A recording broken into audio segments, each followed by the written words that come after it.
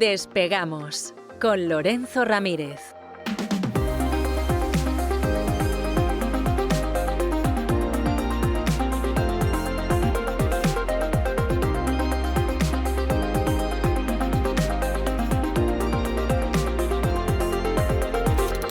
Corremos raudos y veloces hacia nuestro avión, atravesamos el umbral, nos tiramos en plancha sobre los asientos, nos abrochamos los cinturones,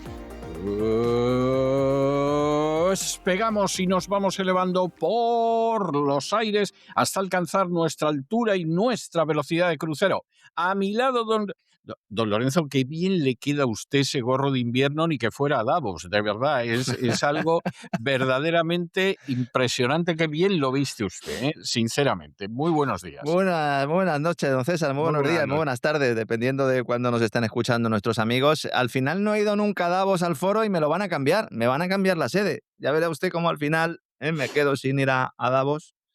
Sí. Yo no sé si lo tendría yo más fácil para ir a Dublín o para ir a Detroit. Alguno pensará, bueno, si va a Detroit ya ha visitado a don César. Hombre, las distancias en Estados Unidos no son las mismas distancias que en España. No, efectivamente, como visitarme me puede visitar, pero vamos, son varias horas de vuelo.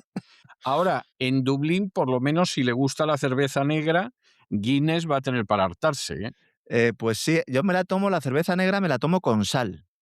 No me diga. Sí. No me Y diga. además, ¿Y eso? a todos los amantes de la cerveza negra se lo recomiendo. Se coge un poquito de sal gorda ¿Sí? y se la pone en el fondo y luego echa la cerveza negra y ya verá usted qué saborcito más bueno. No me Esto diga. la idea la cogí precisamente de la gastronomía mexicana, que hay una bebida que se llama la michelada, que también lleva cerveza y que luego lleva, pues en la parte del borde del vaso, pues lleva una mezcla bueno, pues algunos minerales, de algunas sales minerales, entre otras, pues sal gorda. Y a mí que me gusta la cerveza negra, decidí probarlo porque la cerveza que se utiliza en esas micheladas es cerveza modelo negra. Y decidí tomar Guinness con sal y la verdad es que todo un descubrimiento. Igual que el mango con aceite de oliva.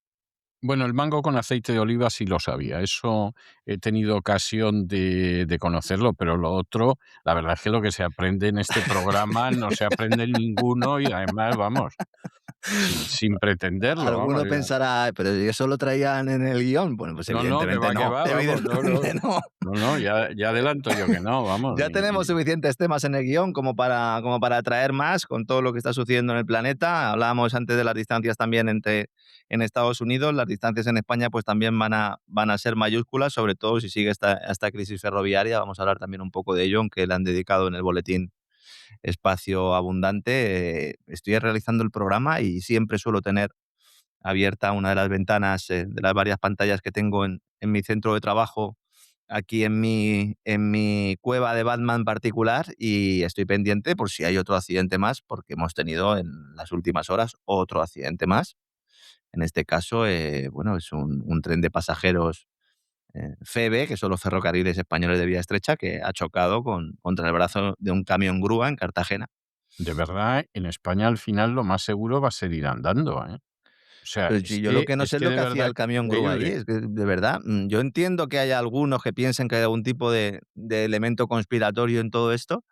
Ya hay algunas pues divulgadores que están un poco insistiendo en ello. Yo siempre pido prudencia, sobre todo porque al mismo tiempo que se produce evidentemente pues un hecho de este tipo y se intenta, los responsables o los que puedan ser responsables, sobre todo por negligencia, intentan ocultar las pistas.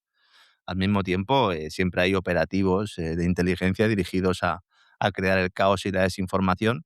Esto es Ya, pero completamente cierto. No hace falta irse a Rusia, lo tenemos en la Cuesta de las Perdices, muy cerquita aquí en España. Y bueno, pues hay que estar ojo a visor porque nos pueden hacer tragar determinadas cuestiones que no son reales. Yo ahora mismo estoy investigando y hay mucha gente que me ha preguntado, sobre todo a raíz de mi libro sobre el 11M, si es verdad que se están desguazando pues algunos de los materiales ferroviarios que se produjeron en el incendio en la catástrofe del pasado domingo. Y bueno, pues en principio se están produciendo pues algunos operativos de este tipo. Lo que hay que ver es si luego ese material se traslada a una dependencia con control judicial y con las correspondientes garantías. No se van a dejar los trenes ahí en las vías, evidentemente que hay que quitarlos. Y unos desguaces parciales hay que hacer para sacarlos de esas vías, Pero claro, todo esto tiene que tener un control judicial, que cuando es una compañía de seguros la que lo pide no hay ningún problema, pero cuando hay un tema político, pues aquí las compañías de seguros pues dejan hacer a unos poderes públicos y a unos ministros que intentan salvar sobre todo su cuello por encima de todos los demás, ¿no? Y en el plano internacional, ahora vamos a hablar un poquito de trenes, pero quería empezar con el plano internacional. Oiga, qué rápido se ha solucionado lo de Groenlandia, ¿no? Es decir, ha ido a Davos Trump, pega allí 4 voces, Y se publica acabó, un se mensaje en las acabó. redes sociales y dice, oiga, que lo he solucionado. Dice, oiga, ¿y cómo que lo ha solucionado usted? Dice, sí, me he reunido con el secretario general de la OTAN. Dice, oiga, pero si el secretario general de la OTAN trabaja para usted. O sea, esta era toda la historia al Pues, final. pues por eso lo he solucionado. Además, a través de las redes sociales, a través de Truth Social, la red social de Donald Trump, después de una intensa jornada en el Foro Económico de Davos, en el Foro Económico Mundial, con incendio incluido, en un evento en el que estaba con otros líderes. El sábado vamos a entrar a fondo en todo lo que ha sucedido en ese Foro de Davos, la edición de este año, pero después de un día muy intenso, después de haber tenido una intervención en la que fue Trump en estado puro, faltón, diciendo algunas verdades, otras grandes falacias y sobre todo pues sin ningún tipo de papel, como pez en el agua, pues prácticamente nada más acabar una de esas reuniones, se marcha y publica en redes sociales, en Truth Social, un texto que dice: tras una reunión muy productiva con el secretario general de la OTAN, Mark Rutte, hemos establecido las bases de un futuro acuerdo con respecto a Groenlandia y, de hecho, a toda la región del Ártico. Esta solución, de concretarse, será muy beneficiosa para los Estados Unidos de América y para todas las naciones de la OTAN. O sea, si lo que había que hacer era simplemente Y el, reunirse y con el que, Rutte, y el que no se lo quiera creer que reviente, obviamente. ¿cuáles fueron los mensajes que envió Mark Rutte a Donald Trump, que además él los filtró, diciéndole, no se preocupe, que voy a ir a Davos y voy a hacer lo que usted me diga? Claro, pero si es que lo extraño es que alguien piense que Mark Rutte va a ir a defender los intereses de Europa o ni del país que él representa. No, él es el secretario general de la OTAN. Entonces le preguntan a Rutte y le pregunta a la CNN, dice, oiga, mire que es que Trump está publicando eso. Y entonces dice Rutte, normalmente en estos casos, pues vamos a esperar, hemos tenido conversaciones, dice, lo que dice Trump, la declaración es exactamente certera. Estoy totalmente de acuerdo con ella. Entonces le siguen preguntando y dicen, miren, si quieren saber lo que opino yo, secretario general de la OTAN, lean la publicación de Trump. Allí está todo. En virtud de ese pacto con él mismo, porque al final es un pacto de Trump con sí mismo, levanta los aranceles. Es decir, esos aranceles, esa amenaza arancelaria que había dicho que se iban a imponer para entrar en vigor el 1 de febrero contra el grupete de países de la OTAN que habían enviado a algunos de sus soldados a Groenlandia, todo eso ya Se no acabó. existe, se Pasó a la acabó. historia, pelillos a la mar, os perdono.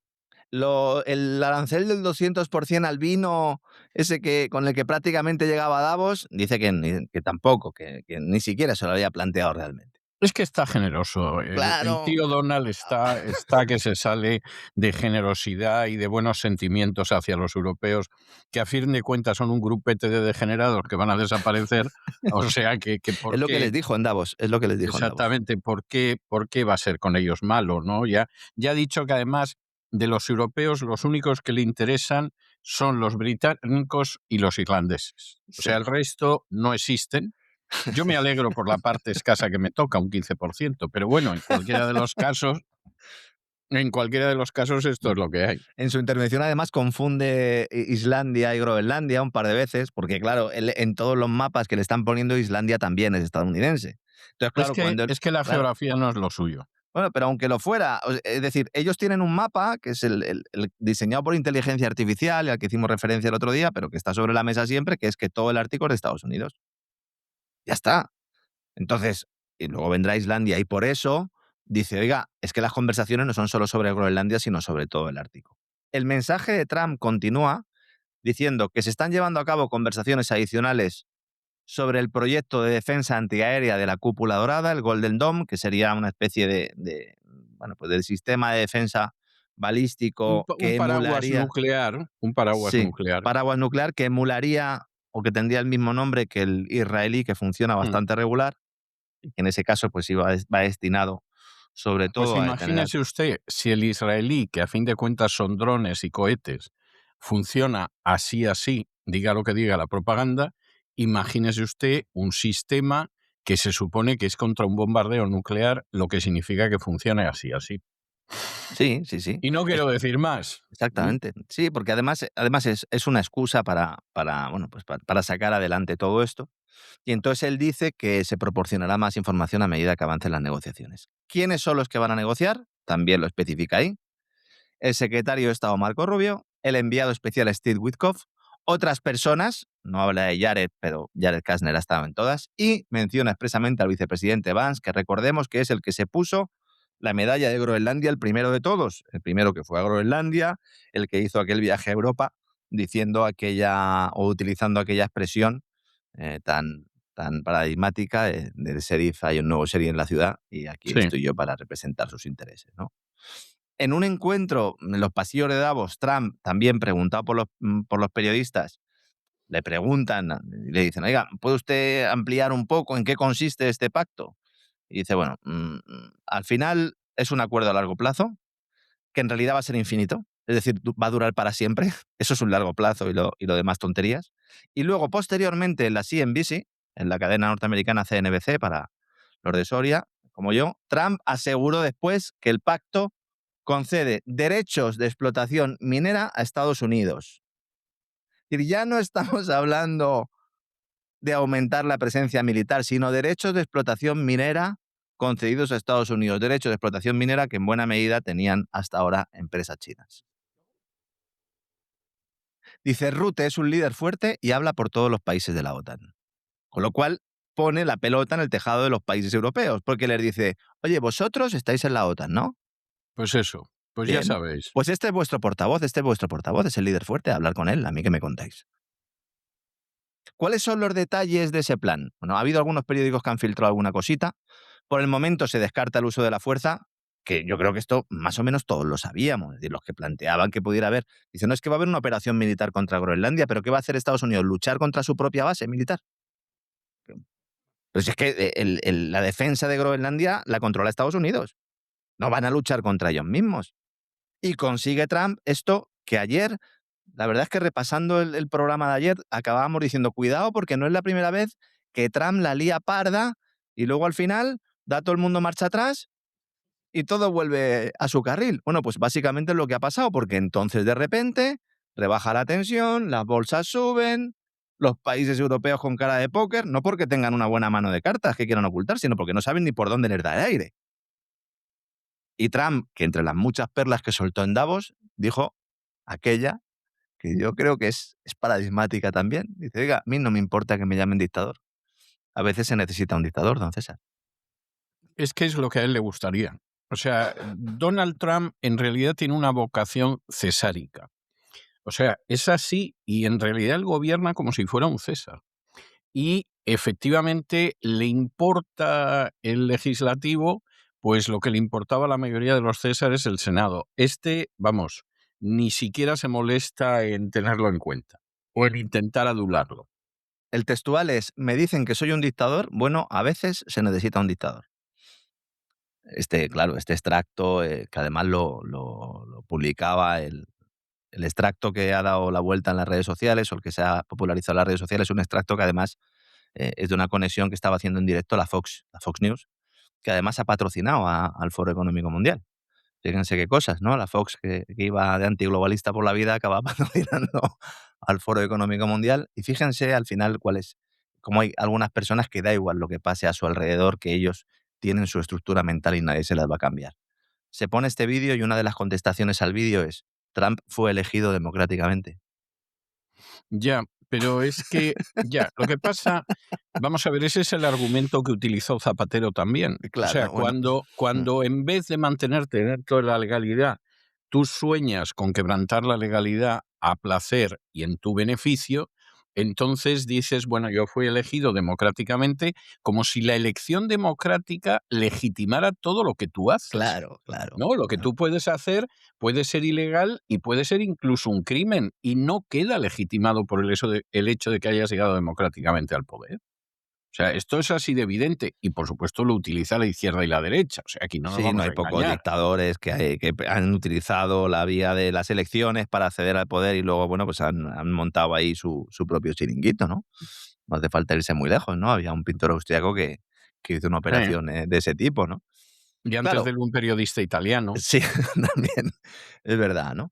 Bueno, vamos a dar algunos detalles porque oficialmente no los hay, pero sobre todo hay un reportaje en New York Times que prácticamente en tiempo real ya publicaba todo, lo cual implica pues que el texto ya estaba elaborado y que en Davos pues lo único que han hecho básicamente es hacer el paripé con una Europa, insisto, que todo lo que está sabiendo en estos momentos lo sabe por leer prensa norteamericana, porque no hay información directa, ¿no?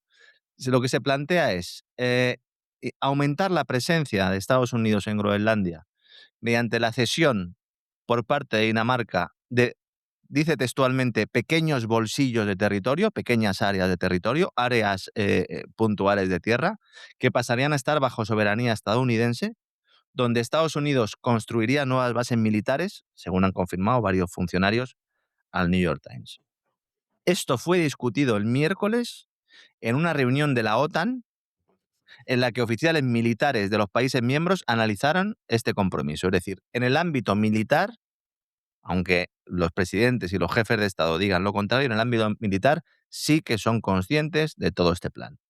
La idea es, además, o utilizando la excusa de esa ampliación de la presencia militar de Estados Unidos, que no se haga un traspaso generalizado del territorio, es decir, que solo sean determinadas áreas, y se discutió como parte de estas gestiones sobre el futuro vínculo entre Washington, entre Dinamarca y entre Groenlandia, y han puesto el ejemplo de las bases que tiene Reino Unido en Chipre consideradas territorio británico. Bueno, no hace falta irse a Chipre.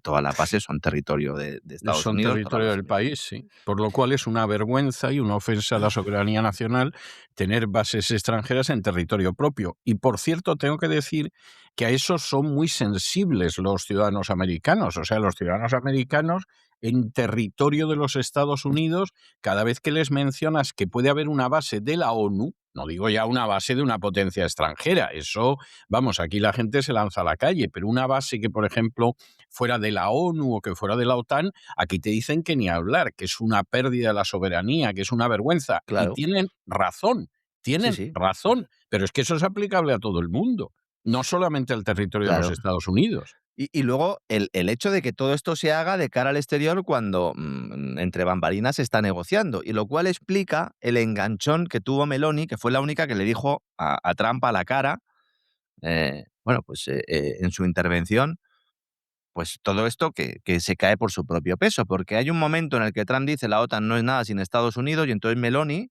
le dice, perfecto, entonces cerramos la base de Estados Unidos y rompemos los acuerdos comerciales preferenciales. Y para que el mensaje llegue, pues cerramos los McDonald's también.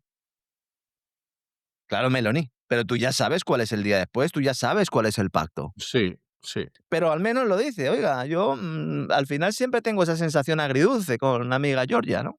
Porque está siempre del Bueno, lado del mal, pero es la única que le está diciendo las verdades del sí, trasero. porque es la manera también de engañar a la gente, Claro, claramente, ¿no? O sea, es así, ¿no? Luego, como además no tiene el problema de Marruecos y de que Marruecos sea el primer aliado de Israel y no se le ocurre ir a visitar Israel y el Congreso de Antisemitismo y todo lo demás, pues Meloni el muñeco lo viste mejor. y En mientras España tanto, el equivalente no lo viste tan bien, porque como dicen claro, los italianos cuando hablan de los españoles, manca fineza. Es decir, exactamente. los españoles no tienen la finura que tenemos nosotros. ¿El relato cuál es? El relato es decir que la idea de que Estados Unidos se quede con determinados territorios de Groenlandia y no con todo ese pedazo de hielo, que es como la definió él en Davos, es de Rutte, que en realidad no es de Trump. Es decir, que la idea es del propio Rutte, de la propia OTAN, de la representación europea de la OTAN. Y mientras tanto, insisto, los derechos mineros, que se mencionan de una forma muy tangencial, pero que son muy importantes. Todo ello mientras los gobernantes europeos se recuperan del rapapolvo institucional y verbal protagonizado por el propio Trump en Davos y por su secretario de Comercio, Howard Lutnick. Hablaremos largo y tendido de esa intervención porque me parece muy reveladora sobre el verdadero papel de la nueva agenda globalista y del control o de la aspiración a que la política norteamericana tenga un carácter global, ¿no? La pregunta es, bueno, ¿y ahora qué va a hacer Europa? ¿Qué va a El, hacer ri- el- Europa? el ridículo, Claro. como el ridícalo que dirían los payasos de la tele, Don ¿no? Isaac apuntaba en sus redes sociales, y lo he visto a posteriori, ya tenía un poco preparado el programa, pero digo, efectivamente, llevas toda la razón, Isaac. Y de esto coincide con unas conversaciones que se están llevando a cabo en el seno del Parlamento Europeo sobre la alta dependencia que hay de Europa, europea, no solo del dólar, sino también de las plataformas de pago, de Visa y de Mastercard. Porque esto es algo que de forma recurrente también se ha ido hablando mucho de la necesidad de reducir esa dependencia, y la única manera que tiene Europa de reducir esa dependencia es a través del euro digital. Claro. Entonces, en estos momentos se puede desconectar Europa de Visa y de Mastercard, de las plataformas de pago norteamericanas. En estos momentos Europa puede realmente cumplir esa amenaza, ese Sell America, ¿no?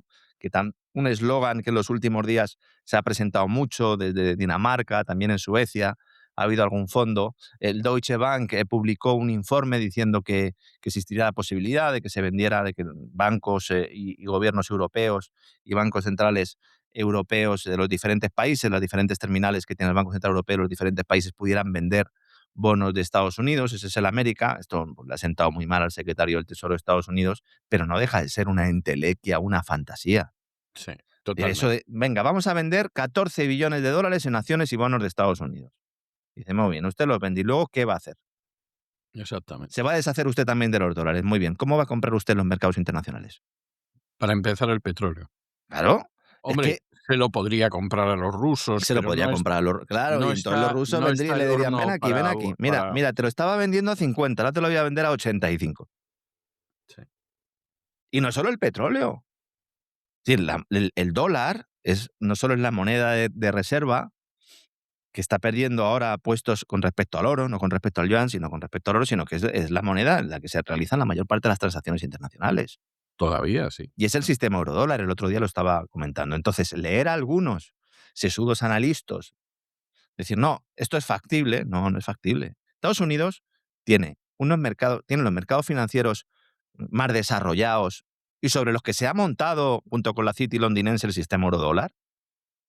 De hecho, China está intentando emular esa plataforma financiera internacional para aplicarla en su contexto BRICS. China todavía no ha dado el paso de presentar una alternativa monetaria y financiera porque todavía no tiene el tamaño, sus entidades, de poder hacerlo. Aunque tiene entidades muy grandes, pero no tiene esa plataforma. Y los bonos del Tesoro de Estados Unidos están respaldados en última instancia por la Reserva Federal. No hay ningún mecanismo legal por el que los gobiernos europeos tampoco podrían decir a los fondos de pensiones, a las aseguradoras, a decirles, oiga, vendan ustedes activos de Estados Unidos. Y luego hay un problema más esencial. Es decir, cuando uno vende, otro le compra. Es decir, si el fondo de pensiones de Dinamarca, como hemos visto, ¿no? Se deshace de un bono del Tesoro norteamericano. Muy bien, me deshago del bono. Lo vendo en el mercado. Y luego obtengo unos dólares por eso, ¿no? Y estos dólares los vendo también. Pues hay posibilidad de que un inversor que no sea de Estados Unidos lo compre. Y entonces, ¿y qué más le da a Estados Unidos entonces que lo tenga Dinamarca a otro propietario no estadounidense? Le da igual. Pero en conjunto, los compradores de Estados Unidos tendrían que vender o pedir prestado moneda extranjera que dan los daneses, lo que dejaría la posición de inversor internacional neta donde estaba. Es decir, no habría ningún cambio. No se atacaría a Estados Unidos ahí. Claro. O sea, venderlo no es tirarlo al mar. Otro lo compra, muy bien, ya está. Pues miren, a lo mejor tiene menos problemas Estados Unidos si Europa no le compra su deuda. Otra cuestión sería decir, oiga, y si Europa no compra la deuda o vende deuda a Estados Unidos, ¿hay comprador para esa deuda a Estados Unidos? De momento sí la hay, veremos en el futuro. ¿Cuál es la forma en la que Estados Unidos ha ido acumulando esa posición exterior a través de un déficit comercial crónico desde el 80? ¿Cómo? Comprando muchos más bienes y servicios en el extranjero de los que ha exportado. Eso es de lo que se quejaba Lundnik un poco en Davos. ¿Y eso por qué lo ha podido hacer? Por el poder de sus consumidores que tenían dólares. Y esto implica enviar dólares fuera, que se reciclan en activos de Estados Unidos, porque muchos de esos dólares se utilizan para comprar deuda. Entonces, si hay un determinado país, una determinada región que ya no compra nueva deuda de Estados Unidos, pues no cambiarían mucho las cosas mientras se mantenga ese desequilibrio. Y la deuda externa neta de Estados Unidos con respecto a Europa, al final lo que refleja, ¿qué es? Pues que Alemania, que Italia, que Dinamarca y otros países dependen de las compras del país norteamericano para comprar coches, artículos de lujo, medicamentos, etcétera, etcétera. Y a cambio Estados Unidos hace que los europeos dependan pues, de las grandes tecnológicas norteamericanas, de la inteligencia artificial norteamericana, de la computación en la nube. Entonces, si la Unión Europea quisiera de verdad ejercer una cierta influencia o tener un cierto peso en esta negociación financiera, pues entonces, ¿cómo lo podría hacer? Mediante un aumento del gasto de los consumidores europeos y mediante un aumento de la política industrial, justo los dos elementos que ahora mismo se están derrumbando. Entonces, oiga, no me venda usted represalias financieras. Luego el tema de Gaza, porque ese es otro de los temas que ha utilizado, o otro de los temas estrella de Trump, esa junta de paz, que es como lo denomina él, que en realidad se está viendo desde muchos medios como una declaración de guerra a Naciones Unidas. Bueno, y quien no lo vea es que no se ha Claro. enterado de lo que hay, porque claro, vamos a ver, aunque Naciones Unidas, no nos vamos a engañar, es algo que beneficia claramente a los Estados Unidos, que para eso es uno de los vencedores principales de la Segunda Guerra Mundial, también es cierto que lo controla. Y lo controla sobre todo dentro del proyecto imperial de Donald Trump. Y además, con un Israel que sabe que todas las resoluciones de la ONU que no ha cumplido, claro, Son, porque esta es la gran cuestión aquí. ¿Quién son, es el? son infinitas, Son Dolly. infinitas, son infinitas. El segundo es Estados Unidos, ¿no? Yo creo que por número, por volumen. Sí, Entonces dice, oiga, ¿y esto cómo lo hacen? Pues resulta que hay la Junta, esta Junta de Paz, es que me niego a llamarlo así, pero bueno, es el nombre que le han puesto. bien. Han redactado una carta fundacional que la publicó el periódico Times of Israel, ¿de acuerdo? El domingo. Entonces, en el primer párrafo del preámbulo, esta especie de carta de la Junta de la Paz establece que para una paz duradera, que es el eslogan, es necesario romper con los enfoques e instituciones que con demasiada frecuencia han fracasado. Esto es un envite a la Eso ONU, está claro. más claro que el Claro. agua, vamos.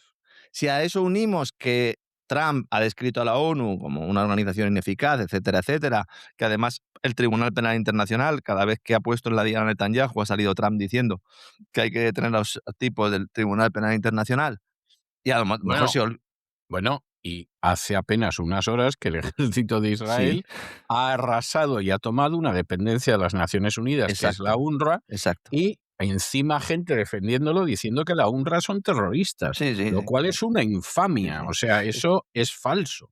es que la política de genocidio de Israel en Gaza, entre todos los elementos que ha tenido, uno era ir apartando a la ONU de cualquier participación, pero ya no solo desde un punto de vista político, sino logístico, el tema del envío de ayuda, etcétera, etcétera, y conseguir aglutinar pues todo el control de esa situación, tanto diplomática como económica, como financiera, además de bélica, en las manos de Israel y de Estados Unidos. Y por ahí van los tiros.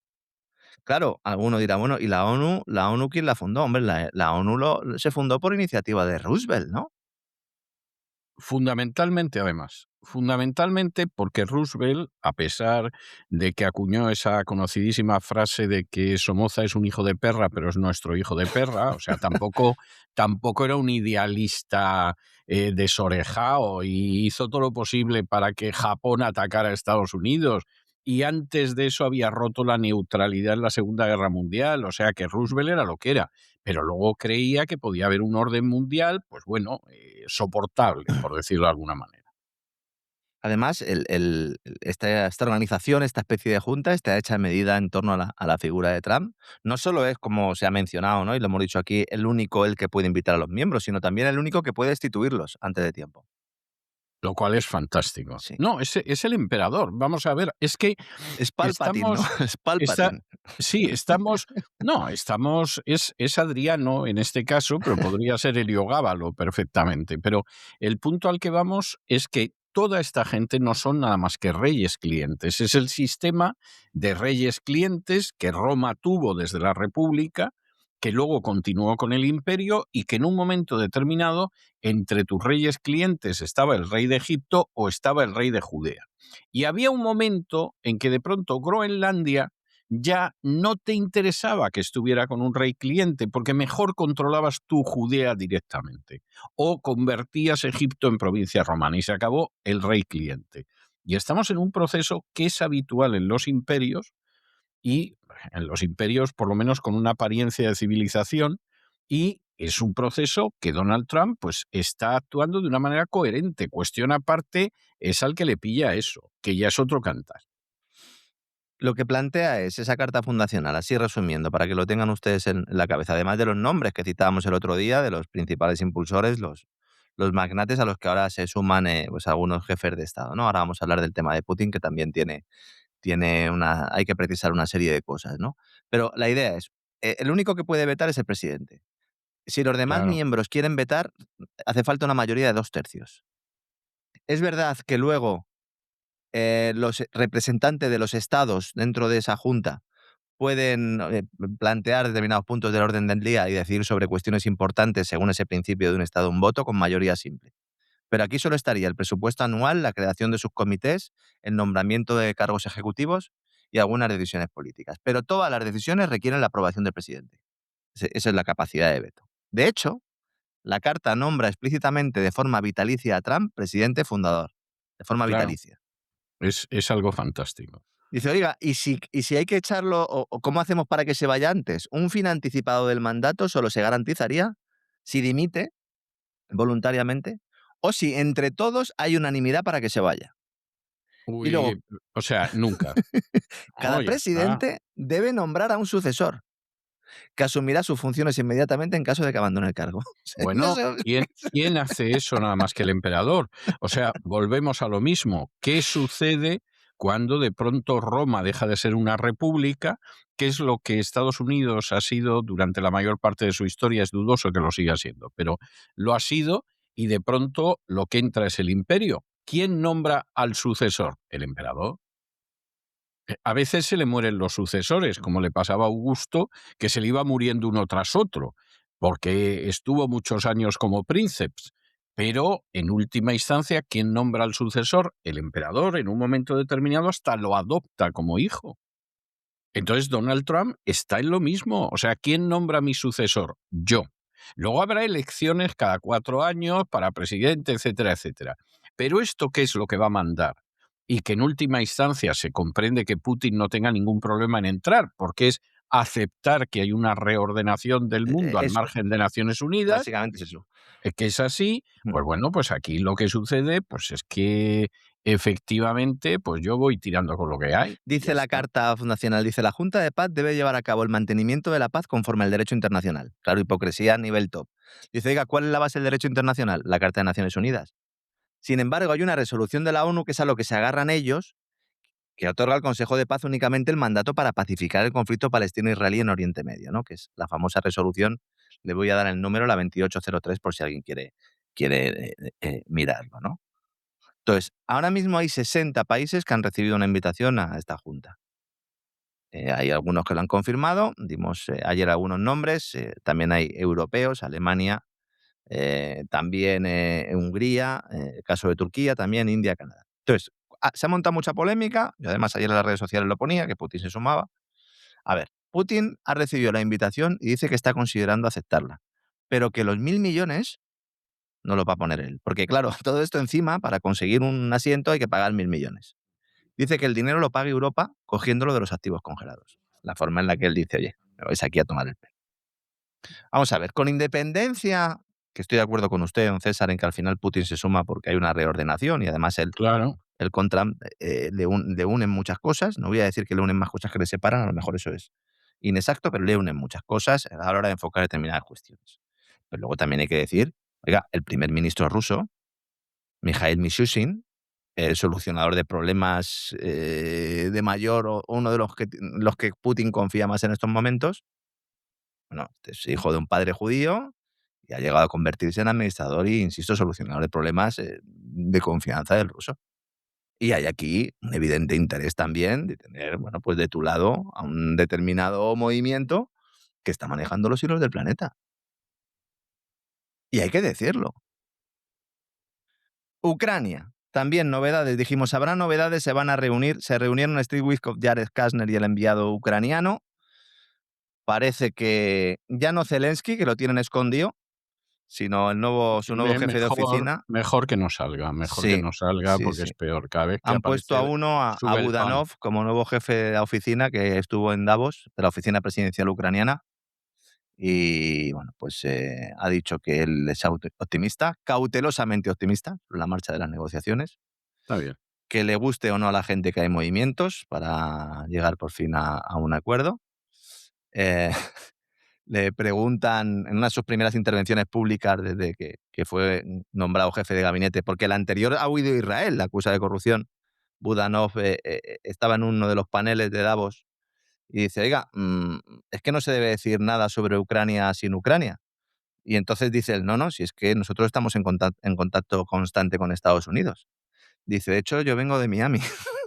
Con lo cual todos se quedaron ahí diciendo, bueno, realmente, entonces, ¿a usted qué le han puesto aquí para no traer a Zelensky? Bueno, pues ese es uno de los elementos. Entonces, la idea es, Ucrania dice que sí a las elecciones, pero que las pague Europa, que ellos no tienen, no tienen dinero, entonces que las vaya pagando Europa. Tampoco lo dice Zelensky, sino el vicepresidente del Parlamento, vicepresidente de la Rada Suprema, que este sí tendría legitimidad, según los rusos, para poder anunciar estas elecciones presidenciales. Que el que no tiene legitimidad es Zelensky porque no ha convocado elecciones, pero el vicepresidente de la Rada pues sería, en este caso sería el presidente, ¿no? El que tendría esa tarea, y si no el vicepresidente, se llama Alexander Kornienko, y cuando dice, bueno, pues sí, vamos a hacer elecciones, lo que tenemos que ver es cuánto nos va a costar. Lo que pasa es que se equivocó, la moneda de Ucrania es el grivna, y dice, esto nos va a costar miles de millones de dólares, no, de grivnas, miles de millones de grivnas, para que vean ustedes cómo está esto. ¿Cómo Dice, está el nuestras trato ese? elecciones regulares normalmente nos han costado de 2 a 3 miles de millones a precios de 2019 y ahora estaríamos hablando de varios miles de millones, quizás más de 10. Dice, oiga, ¿y por qué va a costar el triple? ¿Por qué va a costar el triple, no? Dice, bueno, aquí lo que debemos entender es que todo este dinero lo tienen que cubrir completamente los socios europeos, ¿no? Recordemos, el mandato de Zelensky expiró el 20 de mayo del año 2024. Durante todo este tiempo, pues aunque se ha hablado de la posibilidad de convocar elecciones, como la ley marcial indica que no se pueden celebrar elecciones mientras que haya guerra, primero hay que llegar a algún tipo de acuerdo, y Rusia pues sigue insistiendo en que haya una usurpación de poder. Parece que con el nuevo jefe de oficina de Zelensky, como digo, se va a lubricar un poco todo esto y sobre todo manteniendo oculto a Zelensky, que se grabó un vídeo, yo no sé si en su casa o en su oficina, pidiendo más dinero, un vídeo que no Qué, apareció qué cosa más prácticamente. rara, ¿no? O sea, Sí, un vídeo que no apareció Zelensky, prácticamente en ningún sitio, ¿verdad, don César? No ha tenido sí, prácticamente sí, sí, sí. ningún Más predicamento. dinero, seguro. Zelensky pidiendo más dinero, me Sí. sorprende usted. O sea, me deja usted pasmado. Bueno, como los grandes empresarios españoles que se van a Davos, porque Sánchez no ha ido, pero el ministro de Economía, Carlos Cuerpo, sí ha ido, y el ministro de Transformación Digital, Óscar López, uno de los sanchistas a tope, que han tenido una reunión con los ejecutivos del IBEX y dicen que les tenemos que dar más dinero y les tenemos que hay que aprobar regulaciones ad hoc exclusivamente para beneficiarles a ellos. Es decir, para beneficiar a Bien. Iberdrola, para beneficiar a Repsol, a Naturgy, a Telefónica, a ACS, a Acciona. Dice, ¿cómo que Acciona? ¿Estaban los de Acciona ahí también? Sí, pero estos no están procesados por el escándalo, este mega escándalo de corrupción del PSOE. Sí, hombre, pero Da da igual, igual. da igual, da El José igual, da Manuel igual, entre canales, hombre, el por José Manuel. ¿Cómo favor. no vamos a invitar a José Manuel? Hombre, por favor, José ¿Eh? Manuel. Manuel. Estuvo también Carlos Torres, presidente de BBVA, Marc Murtra, Reinés, Galán, hombre, cómo no iba a estar Galán, ¿no? Y yo estaba buscando imágenes, sobre todo para ponerlas el sábado en el programa que vamos a dedicar en el gran reseteo al foro de Davos. Digo, bueno, a ver cómo se reunieron los empresarios españoles, porque normalmente lo que hacen es acompañan a Sánchez, porque Sánchez cuando habla prácticamente no hay nadie. Entonces ellos se ponen los primeros, los pelotillas, los primeros, y bueno, pues me Para que los parece, vea el jefe, para que para los que vea los y vea el vea que han jefe ido. y para que cuando saquen algún plan un poquito más general parezca que eso está lleno. Bueno, pues la foto que nos ha entregado el Foro Económico Mundial y el Ministerio de Economía es una pequeña salita donde han puesto unos pequeños logos del Foro Económico Mundial, porque si no podrían estar perfectamente en Valladolid, en la cual se reúne Carlos Cuerpo con los ejecutivos del IBEX. Ya está, esa es la reunión. Oiga, ¿y para qué se han ido a Davos entonces? ¿Para qué se han ido ustedes allí? Tengan la reunión en casa. Bueno, pues más que nada para figurar, El para figurar. encuentro comenzó al mismo tiempo que Trump estaba hablando. O sea, Trump no había terminado y estos se reúnen. Dice, no, es que se había alargado más de lo previsto, es lo que están diciendo las fuentes de Moncloa. Y entonces, atención al argumento de los propagandistas de Moncloa. Se ha hecho eco el diario Expansión de esto, que es donde yo he encontrado este textual. Bueno, califíquenlo ustedes. Para el gobierno español es un mérito que estos directivos prefieran el encuentro con Carlos Cuerpo a estar en la presentación de Trump, que es la gran estrella de Davos. Bueno, pero es lógico, porque al final, Claro que ¿a es ellos lógico. quién les da dinero? Claro, El gobierno, ¿eh? claro. ¿De Entonces, dónde sale ese dinero? Es el que roban esa agencia de ladrones, según dijo en su día el Financial Times, que son los buscabonus de la agenda globalista, perdón, de la agencia tributaria. Qué lapsus el mío. Y entonces, pues efectivamente, esto es lo que hay, no hay más pero historia. fíjese si al final ellos mismos se creen su propia mentira. Las conversaciones ahí giraron en torno a la necesidad de facilitarle aún más la labor de expolio, de transferencia de rentas de los bolsillos de los ciudadanos a estos empresarios españoles, con la excusa de todo el follón internacional que está montando Trump. Y con la excusa de Groenlandia. Ya me dirá usted el hecho de que Telefónica vaya a tener más compras del Banco Central Europeo, o que vaya a tener un beneficio regulatorio, Telefónica, entre otras cosas, participada por el gobierno, o que el señorito Sánchez Galán pueda luego ir a ver a sus amos de Qatar y de BlackRock para decirles, oye, que Carlos Cuerpo es de los nuestros. Claro, es que se han quedado compuestos y sin Sánchez, porque después del accidente ferroviario, Sánchez dice que no va. El martes estaba previsto que llegara por la tarde y se reuniera precisamente con estos directivos, y el 21 iba a pronunciar un discurso en el salón principal del Centro de Convenciones de Davos. Iba a ir con la vicepresidenta tercera del gobierno y ministra de Transición Ecológica, la becaria de Teresa Rivera, Sara Agesen, y entonces nos destacan también algunos de los representantes empresariales que estuvieron allí, también citados por el diario Expansión, que hubo un ambiente, el clima fue muy distendido e informal, y hubo cordialidad. Hombre, pues claro, si están Bueno, todos a lo hombre, ¿cómo mismo, no va a haber si todos claro, están al trinque? O sea, así. es que Bien, es algo tremendo. y después, Carlos Cuerpo se reunió con inversores extranjeros para decirles, oye, mirar, el fondo soberano este que hemos montado con dinero NextGen, os vais a llevar una tajada importante, yo quiero movilizar 120.000 millones de euros, y entonces estos inversores extranjeros le dijeron, muy bien, pues ponlos tú, y ya veremos, yo si pongo algo y me ofreces una rentabilidad adecuada para meter dinero en un país en el cual pues la inversión extranjera directa está huyendo como alma que lleva el diablo.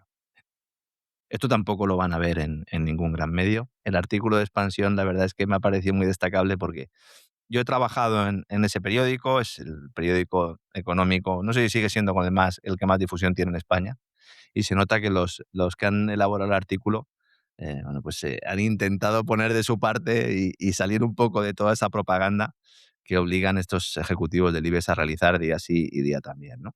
Bueno, hablando también del tema de los trenes, nuevas alertas de maquinistas por baches obligan, es lo que nos dice al administrador de infraestructuras ferroviarias, a frenar la velocidad también en los trenes AVE entre Madrid y Valencia. Y los trenes AVE Andalucía no funcionan, los de Rodalíes, aunque nos hayan dicho en Cataluña, los trenes que ya funcionan no están funcionando en estos momentos. El AVE a Barcelona en su tramo hasta Zaragoza ha tenido que reducir la velocidad para asegurar o para garantizar la seguridad, vamos a decirlo así, y ahora también se frena la velocidad de los trenes AVE entre Madrid y Valencia. Vuelvo a decirlo, lo dije ayer. Y si se frena o se reduce la velocidad hoy, ¿esto implica que hemos estado en peligro en los últimos años? Cada uno que ha cogido esos trenes. Pues parece que sí, ¿no? Bueno, yo creo que es más que evidente. Y al final pues se confirma esa huelga, que sé que estaba el personal también, porque no sabíamos cuándo se iba a producir y estaba el personal pues un poco pendiente. Al final los maquinistas anuncian huelga en el ferrocarril para los días 9, 10 y 11 de febrero, tras la sucesión de accidentes graves que, como digo, pues se siguen sumando. Suma y sigue con ese último accidente que se ha producido en el tren de pasajeros en Cartagena. 6 atendidos, parece que no son de gravedad, esperemos que no sean de gravedad. Al final, como dice don Isaac, la línea de tren más segura de España va a ser la de Extremadura. Pero es que además hay un factor aquí que es que a mí me enerva especialmente, porque nos llevan diciendo desde hace mucho tiempo que había que ir progresivamente abandonando primero el vehículo particular y luego incluso dejando de hacer trayectos en avión. Eso nos lo decía el Foro Económico Mundial también. Y que Sí. había que ir a utilizar el tren. Y que había que emplear el tren.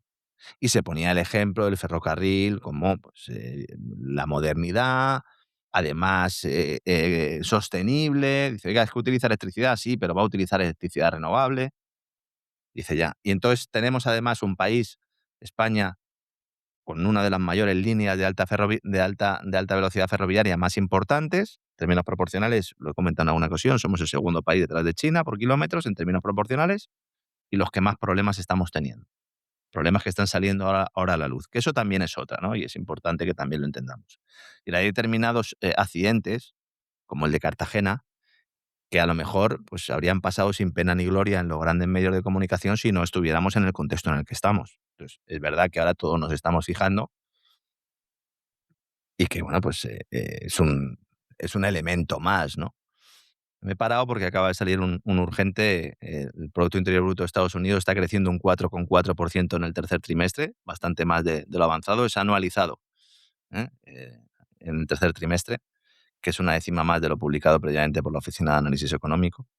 Y bueno, pues al final tenemos una economía de Estados Unidos que sigue creciendo y que sobre todo Donald Trump quiere que siga creciendo y por eso a Jerome Powell le va a Hombre, hay seguir elecciones de reclamando midterm, no, exactamente no estamos para que tonterías, bajen ¿eh? tipos de interés. Es importante que tengamos en cuenta que esto es anualizado, no interanual. Es decir, cuando decimos que un país, por ejemplo, el dato que dábamos de China es un dato anual. En el último año ha crecido un 5%. Esto es, si Estados Unidos siguiera creciendo lo mismo en el tercer trimestre que ha crecido en el tercer trimestre, crecería en un año 4,4%, que no es exactamente lo mismo, pero aún así es una cifra envidiable, ¿no? Sobre todo si nos fijamos en las cifras de Europa. Dijimos antes del invierno. Yo es un tema en el que no he querido entrar porque sé que luego suceden muchas cosas y porque hay que ser riguroso. Y decíamos, cuidado, porque las reservas de gas de la Unión Europea no están garantizadas. A pesar del nivel de llenado de esas reservas, va a haber problemas para acabar el invierno y es posible que en febrero o en marzo tengamos problemas de suministro. Bueno, el frío ya ha vaciado las reservas de gas y pone a Europa en una situación de alerta ante una primavera en la que los precios van a ser muy elevados del gas natural. Alguno dirá, bueno, pero en primavera ya no vamos a encender las calderas. Ya, pero es que en España se está produciendo electricidad como nunca con gas natural para evitar que se produzca otro apagón. Entonces, hay una sensación creciente.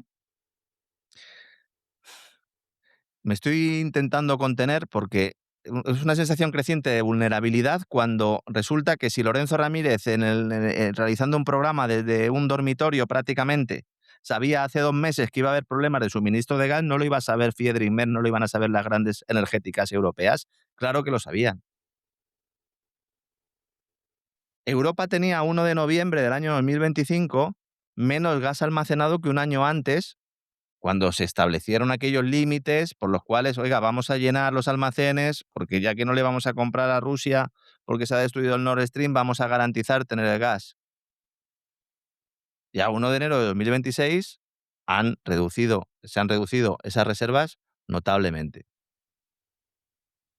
Y si uno se va a los futuros europeos del gas, los que marcan el precio, estamos viendo como el TTF, el mercado holandés de gas natural, que es el que más se utiliza en las materias primas europeas, nos está dando un incremento de más de un 30% en la semana que finalizó el 16 de enero.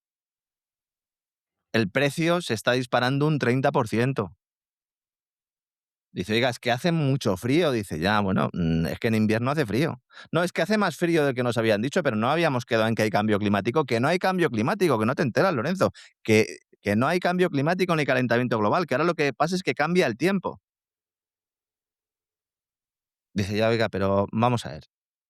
Con independencia del frío que haga o del frío que no haga, ¿es capaz Europa de garantizar reservas de gas para todo el invierno? No, ¿no? Bueno, esa es porque claro, si tú tienes gas que venga por gasoducto, no te importa mucho no tener reservas porque puedes obtener gas de forma sencilla y rápida y relativamente barata. Ahora, si tú te tienes que traer el gas en barcos, los tienes que regasificar, ese gas natural licuado lo tienes que convertir en gas, etcétera, etcétera, y luego lo tienes que llevar a las diferentes industrias, entonces tienes un problema de suministro. Con lo cual el almacenaje, cobra más importancia. ¿Y en qué se está haciendo para mejorar el almacenaje? Por ejemplo, Alemania, que es un país que no tiene una industria regasificadora y que necesita ese gas. ¿Qué está haciendo para el almacenaje? Nada. Y dijimos aquí, Merz tiene un pacto con las grandes compañías energéticas y los grandes fondos de inversión para que se produzca un aumento increíble del precio del gas, porque no lo está pagando él, lo está pagando con el presupuesto. Y lo está pagando el consumidor con la factura. Y este movimiento alcista de precios se vio amplificado precisamente por la cobertura de posiciones cortas récord de los fondos de inversión, que como sabían que se iba a producir este escenario, apostaron a la baja. Porque claro que lo sabían los fondos de inversión. La demanda europea de gas aumenta a una media de 3,3 BCM al mes por cada grado centígrado de descenso, cuando las temperaturas se sitúan entre 0 y 5 grados. Esto está más que estudiado. De hecho, es con lo que trabajan las compañías y se supone que los estados también, para poder hacer una previsión del suministro. ¿Es posible que Europa se quede sin gas antes de que termine el invierno? Es prácticamente imposible. Es decir, vamos a tener gas hasta que termine el invierno. Cuando decimos aquí que hay escasez de gas, no es que nos vayamos a quedar sin gas, que esto la gente no lo entiende, no. Pero hay un riesgo local, porque hay una desigual distribución de capacidad de almacenamiento, con cuellos de botella en infraestructuras gasistas, y hace que algunos países estén más expuestos que otros. Francia puede tener un problema importante si el frío persiste y las retiradas continúan a un ritmo elevado, además de Alemania. ¿Y dónde está el trasfondo de esto? Porque después de la destrucción de Nord Stream, lo que dijo la Unión Europea es vamos a tener los almacenes llenos un 90% antes del invierno.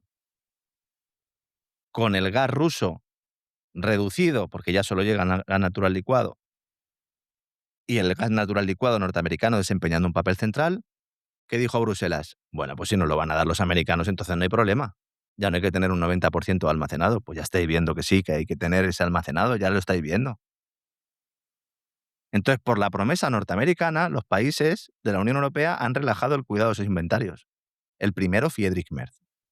Mientras que sus amigos de BlackRock se ponían cortos. Bueno, BlackRock, en general, los fondos se ponían cortos, es decir, apostaban al aumento de esos precios del gas y ahora están cerrando esas posiciones. Con lo cual, el resultado es un sistema que tiene menos colchones, mayores dependencias que las que tenía antes. Y mientras tanto, ¿qué hace Rusia? Pues Rusia lo que está haciendo es reforzar su alianza energética con China, precisamente en el tema del gas. Uno de los acuerdos que ahora mismo se están preparando, todavía no estaría firmado, es que China ayude a Rusia a sacar el grisú de las minas de carbón, nuevo nicho de negocio exportador de Gazprom. ¿Qué es esto del grisú?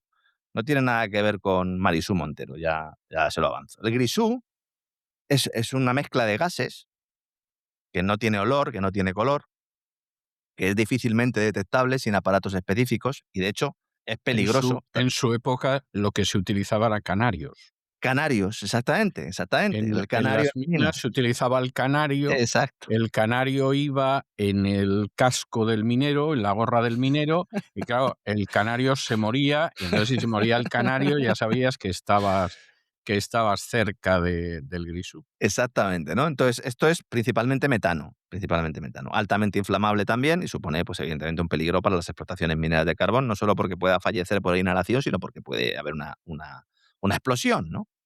Claro, el metano es realmente lo que le falta a la industria química alemana. La industria química alemana no ha perdido gas natural en sí, sino que lo que ha perdido fundamentalmente es el metano. Entonces, la idea del gigante gasístico ruso Gazprom es dar un paso más en sus planes para vender proyectos de metano de yacimientos de carbón en Siberia Oriental, y para eso pues, ha llegado a un acuerdo con la Corporación Nacional de Petróleo de China, aprovechando este grisú como fuente principal. Es decir, convertiría estos gases, esta mezcla de gases, en un elemento positivo, en un elemento incluso comercializable. Y también está realizando perforaciones profundas y fracking. Rusia está apostando por el fracking para ayudar a liberar recursos potenciales de gas no convencional, algo que también se está haciendo en China, en grandes yacimientos, en Dayi y Qinshui, en el norte de China. Y mientras tanto, bueno, pues las compañías ligadas a la energía nuclear, sobre todo norteamericanas, contentas porque Trump también en Davos ha dado un importante respaldo a la industria nuclear de Estados Unidos, que ha estado durante muchas décadas en una situación complicada, sobre todo porque el gas natural barato se comía esa industria nuclear. Ya no es que hubiera una iniciativa política para detener la nuclear, y los movimientos y los activistas medioambientales, que también, sino sobre todo porque decían, oiga, si tenemos obstáculos regulatorios, si tenemos el tema de la medioambiental, oiga, pues tenemos gas natural, somos una potencia mundial, Pero sin embargo, el secretario de Energía, Chris Wright, quiere apostar mucho por la energía nuclear. Prácticamente quiere apostar por todas las energías que sean estables, fundamentalmente gas, hidrocarburos y nuclear, para alimentar a las centrales de inteligencia artificial, a los centros de datos de la inteligencia artificial. Claro, ahí hay un problema fundamental y es que no tiene uranio. Estados Unidos no tiene uranio. Se lo compran los rusos. Tampoco tiene capacidad de enriquecimiento suficiente como para nutrir a las centrales nucleares. Tiene un déficit de fabricación y producción pesada. No tiene proyectos de desarrollo de reactores avanzados como si los tienen los chinos. Entonces, el catalizador para que los participantes en esa cadena de combustible nuclear pudieran ir creciendo y pudieran ir desarrollando nuevos proyectos es, primero, que el Departamento de Justicia ha retirado todas las regulaciones antimonopolio. Todo esto se está produciendo de tapadillo. Y es muy probable que nos encontremos en las primeras etapas del renacimiento nuclear de Estados Unidos, tanto con el apoyo del gobierno como con la ayuda exterior de países como Japón y Corea del Sur. ¿Qué es lo que quiere evitar Donald Trump, además de facilitar a las empresas de inteligencia artificial, bueno, pues que sus centros de datos puedan funcionar? Que se dispare la factura eléctrica, porque es que ya están subiendo los precios eléctricos en Estados Unidos. Y esto es un problema también de cara a las elecciones. El gobierno de Trump y un consorcio de gobernadores de estados del noreste están pidiendo a la mayor operador de la red eléctrica del país, a PJM, diga, tienen ustedes que reducir los precios de la electricidad porque es que esto se nos va de las manos. Entonces, funcionarios federales quieren que esta empresa convoque una subasta eléctrica de emergencia porque la Casa Blanca y los gobernadores no la pueden ordenar, a pesar de lo que algunos están escribiendo, en la que las grandes tecnológicas paguen esa diferencia entre el precio de mercado, entre comillas, y lo que tienen que abonar los ciudadanos. ¿Por qué? Porque son ellos los que están impulsando el precio de la electricidad.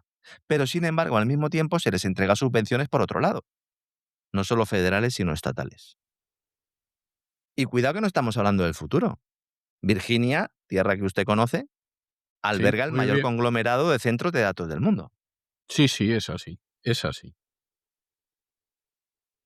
Los desarrollos se están expandiendo hacia ubicaciones donde la energía es más abundante, las redes están menos sobrecargadas, es verdad, pero se espera que surjan nuevos centros en lugares pues, como Denver, Pensilvania, Los Ángeles. Luego, estados como Ohio están ofreciendo exenciones parciales o totales del impuesto sobre las ventas a empresas que realicen inversiones significativas. Y luego, bueno, pues esto lo que hace es intentar solventar un problema que tiene también una cuantificación. Es decir, los estadounidenses de media, tarifas residenciales de electricidad, han crecido un 5% interanual, están creciendo en estos momentos. En zonas cercanas a centros de datos, el coste de la electricidad ha aumentado hasta un 266% en comparación con hace un lustro. Estamos hablando de incrementos de precios muy notables. Y también el problema está en el agua.